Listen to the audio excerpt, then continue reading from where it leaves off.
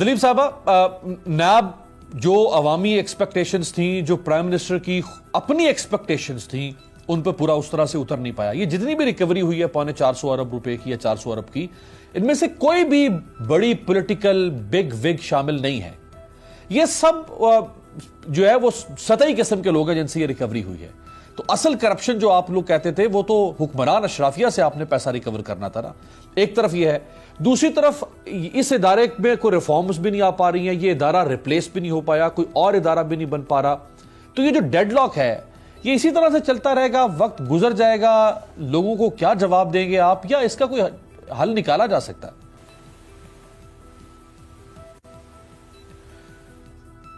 आप म्यूट है शायद, अगर आप अनम्यूट कर दें दलीप साहब। ठीक है जी बिल्कुल ठीक। अच्छा, दोबारा से कनेक्ट करें, मेरे ख्याल आवाज नहीं आ रही है दलीप साहिबा की। शरा रजा साहिबा, इसी पे यही सवाल आप ही के पास ले आता हूं कि अब ये जो डेडलॉक है, आप तो चले जी 5 साल के बाद हारेंगे तो इमरान खान साहब, क्योंकि वो एहतसाब का नारा लगा के आए थे। आपका तो एहतसाब का नारा था ही नहीं ना माशाल्लाह किसी पार्टी का। तो एहतसाब नहीं होगा, इमरान खान साहब से लोग पूछेंगे और आप लोगों को फायदा ये मिलेगा कि आप लोगों के केस चल रहे हैं, ना खत्म होंगे, ना चलेंगे, ना रुकेंगे, ऐसे ही चलते रहेंगे। तो ये बात खत्म कहां पे होगी जाके? पहली बात तो ये कि हम तो नहीं समझते कि हम हारे थे, हम तो जीते हुए लोग थे, वही जीते नहीं थे और यही से झगड़ा है और यही झगड़ा है। और हम ये कहते हैं कि पैट ऑफ करते रहते हैं। हम लेके गए थे ना अमेंडमेंट, आप कर हमारा राइट था, आपने नहीं मानी। अब तो आप सख्त से सख्त सब कुछ कर चुके, जो निचोड़ के निकाल सकते हैं निकाल लो। हम इनके साथ अब नहीं बैठेंगे। अच्छा, जो कानून बना सकते हैं, जो सब कर सकते हैं, रात के 12 बजे एक सीनियर सिटीजन खातून को बगैर किसी कानून के नैब जिस हॉस्पिटल लाई उसे चांद रात पे शिफ्ट कर सकते, जो करना है कर लेते। एक स्पीकर साहब को किस तरह लेकर आए, ऐसे किसी इनके बंदे को तो लेकर आए। जो करना है कर ले। आपके पास है जिनके नाम पे पापड़ वाले जो है फालूदे वाले, भाई उनको लाओ अदालत में, उनको सुल्तानी गवाह बनाओ, उनसे पैसे लो। है तो पैसे स्टेट बैंक में ही ना, सब कुछ पता चल जाएगा। स्टेट बैंक के लोगों को बताओ किसका अकाउंट था, क्या था, मालूम करो, उसकी गुर्बत दूर करो। क्यों नहीं करते हो? हम तो बेबस है ना। आसिफ साहब का पासपोर्ट भी आपके पास है, ECL में भी नाम है, उन्होंने खुद पासपोर्ट दिया था, करते क्यों नहीं? सुल्तानी गवाह बनाओ उन्हें, पापड़ वालों को, फालूदे वालों को। उस पैसे को जो है पूछो स्टेट बैंक वालों से, ये कैसे थे, बड़े बड़े अकाउंट हुए थे, किसने खोले, क्या हुआ, वो बताएंगे। बात खत्म। इंतकामी कार्रवाइयों में जरा दिमाग भी इस्तेमाल करो।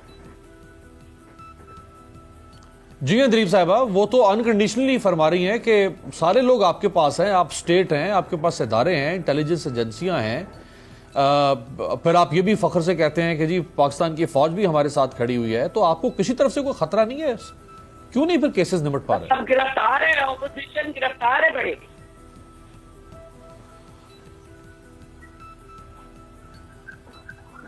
जी हाँ दलीप साहिबा।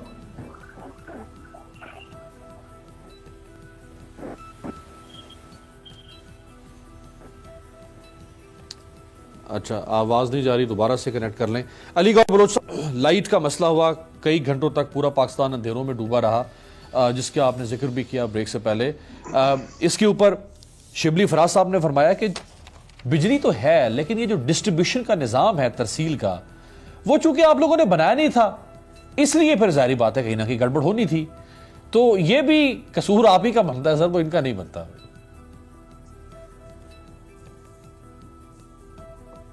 शिबली फराज साहब के तो रात को पेट में दर्द हो जाए, वो भी ये कहते हैं कि ये नून लीग का कसूर है। गुजारिश ये है कि आज ये मुल्क सिर्फ रात को अंधेरों में नहीं डूबा। अमीर अब्बास भाई, ये मुल्क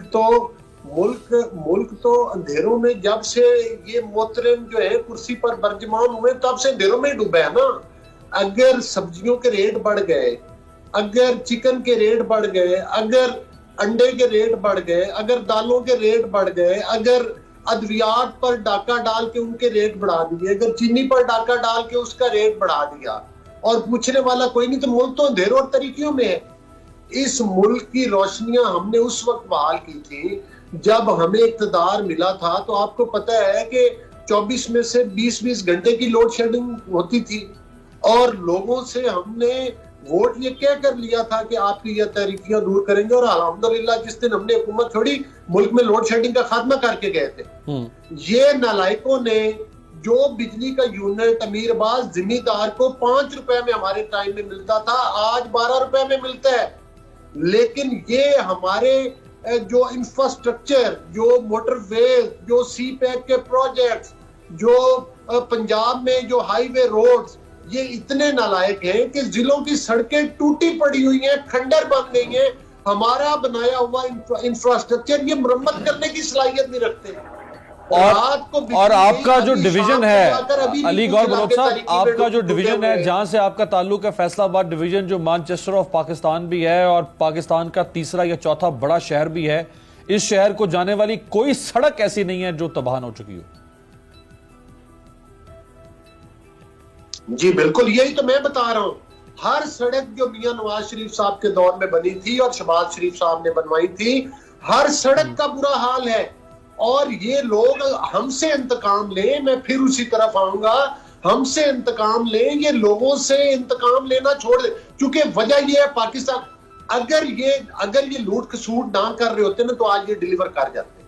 अगर ये अरबों रुपए की करप्शन ना कर रहे होते तो यहाँ पर आपको सड़कें भी बनती हुई नजर आती, यहाँ पर आपको हॉस्पिटल भी बनते हुए नजर आते, यहाँ पर आपको प्राइम मिनिस्टर साइकिल पे जाता हुआ भी नजर आता अपने ऑफिस की तरफ, यहाँ पर उधर डी चौक में खड़ा करके चीनी चोरों, आटा चोरों को जो है वो गोलियां भी मारी जाती। लेकिन ये सिर्फ और सिर्फ ये प्राइम मिनिस्टर हर हफ्ते जो है ये वो कैबिनेट की मीटिंग करता है और उसमें डिस्कस क्या होता है कि ऑपोजिशन को विक्टिमाइज कैसे करने, मीडिया में बैठकर प्रोपोगंडा हुकूमत के ऑपोजिशन के खिलाफ हुकूमत ने किस तरह से चलाना है। जब प्राइम मिनिस्टर की सोच ये हो और उसको पता हो कि मैं किसी का बिठाया हुआ हूं, तो वो डिलीवर क्या कर पाएंगी। इंदलीब साहबा बातें करती, मैं इंदलीब साहबा से सिर्फ मेरा एक सवाल है कि जितनी अरबों रुपए की आपने करप्शन की, आपकी हुकूमत ने की है, वो नैब की रिकवरी से माइनस कर दे, बाकी बताएं नैब ने क्या रिकवर किया। जी भाई, अगर आपने 4 अन्य रिकवर किए हैं तो 12 रुपए की तो आपने खुद करप्शन कर लिया, पाकिस्तान को क्या फायदा हुआ, मुझे ये तो बताएं। जी अंदलीब साहब, सबसे पहली बात यह है कि वो अब आपकी बात का जवाब भी नहीं दे रहे। बात की जवाब ये है कि जी आप ऑपोजिशन है, आपके पास बेशुमार एविडेंस है, आप टीवियों पर भी बैठे आराम कर रहे हैं। आप अगर नैब से खुश नहीं है, आप हायर कोर्ट्स पे जाए लेके, ये स्ट्रगल होता है, आप उससे हायर कोर्ट पे जाए अगर वो नहीं सुनिए, आपको उन्हीं कोर्टों से रिहाई भी मिल रही है, बेलें भी मिल रही हैं, और वही कोर्ट कह रहे हैं कि जी नवाज शरीफ पूरे मुल्क को चकमा दे के, झूठ बोल के और सिस्टम को धोखा दे के बाहर चला गया, वो इश्तिहारी है, ये कोर्ट कह रहा है। वो इश्तिहारी है, वो भगोड़र है, वो पैसा लूट के गया, वापस आए, ये कोर्ट कह रहा है। ये वही कोर्ट है जो इनको अच्छे लगते हैं, जो के अगले दो, और यही कोर्ट जो है, मैं आई एम सॉरी, मैंने इनकी बात में इंटरप्ट नहीं किया, लेट मी कंप्लीट। मैंने इंटरप्ट किया, बहुत गलत बातें कर रहे थे, मैंने इंटरप्ट नहीं किया। तो अब दूसरी बात ये है कि जब ये ऑब्वियसली यहाँ बैठेंगे ना, ऐसी बातें करते जाएंगे ना, कोर्टों में जाएंगे, ये इनकी आप कैपेसिटी देखें ऑपोजिशन की, कि ये पीडीएम में खड़ी होकर मरियम नवाज कह रही है कि भाई बड़ी सर्दी है, मेरी कुल्फी जम रही है, अच्छा होगा उस वक्त हम सड़कों पे आएंगे। आप जरा इनका मिजाज देखें, इनका स्ट्रगल देखें, इनका हाल देखें कि आपस में इनकी बातें नहीं मिलती। मतलब वो कह रहे हैं पीपल्स पार्टी वाले कि जी हमने तो इलेक्शन भी लड़ना है, जिमनी इलेक्शन भी लड़ना है, हमने सेनेट का इलेक्शन भी लड़ना है, उसके बाद कह रहे हैं कि ये धांधली की हुकूमत है, यहाँ तो इलेक्शन ही धांधली का होता है। अगर हम धांधली की हुकूमत है और आपने जो इस्तीफे देने हैं और आप कहते हैं कि इलेक्शन ही सही नहीं है, तो आप इस इलेक्शन का हिस्सा क्यों बन रहे हैं? फिर ये बात आप जरा इनसे लॉजिकली पूछ लें। अच्छा, ये इस लॉजिक की तो मुझे भी समझ नहीं आई। एक और बड़ी इंटरेस्टिंग बात अंदलीब साहबा, खुर्रम दस्तगीर साहब ने फरमाया कि जी हम इस्तीफे देंगे लेकिन हम सेनेट इलेक्शन के बाद इस्तीफे देंगे। तो भाई फिर आप इलेक्शन क्यों लड़ रहे हैं? मैं तो कह रही हूँ ना कि ये अच्छा लॉन्ग मार्च जो था इनके पीडीएम के मुआहदे में देख लें, लॉन्ग मार्च होना था जनवरी में, वो नहीं हुआ। उसके अलावा इनके पीडीएम के मुआहदे में लिखा है कि हम नहीं इदारों को मुदाखलत करने देंगे। अब इदारों को बुला रहे हैं, उज़मा बुखारी कह रही है कि जी पहले इदारे आके इनको पीछे करें, फिर हम अदारों से डायरेक्ट डायलॉग करेंगे। राइट। तो आप ये देखें जिसकी वजह से हुआ क्या कि लाहौर जो इनका सपोजिटली तख्ता और घर था, लाहौरियों ने बुरी तरह धत्कारा, वो आए नहीं। ये वो जलसा था जिसपे ये कहते थे रेफरेंडम है आर या पार, तो पार हो गया, पाश हो गया। जो इनका जिसको कहते हैं 1/10 भी वो जलसा नहीं भरा। तो ये किस बात पे ये बात करते हैं? ना ये कुछ जलसे कर सकते हैं, ना ये कुछ रैलियां कर सकते हैं। ये मौलाना के कंधों पे चढ़े हुए हैं, उनके कंधों पे चढ़ के ये हर जगह जाके स्पीचेस कर रहे हैं, ना ये अपनी होम ग्राउंड पे खेल सकते हैं। बहुत बहुत शुक्रिया, वक्त मेरे पास खत्म होगा तीनों मेहमानों का। सब्सक्राइब करें और बेल दबाएं ताकि कोई खबर रह न जाए।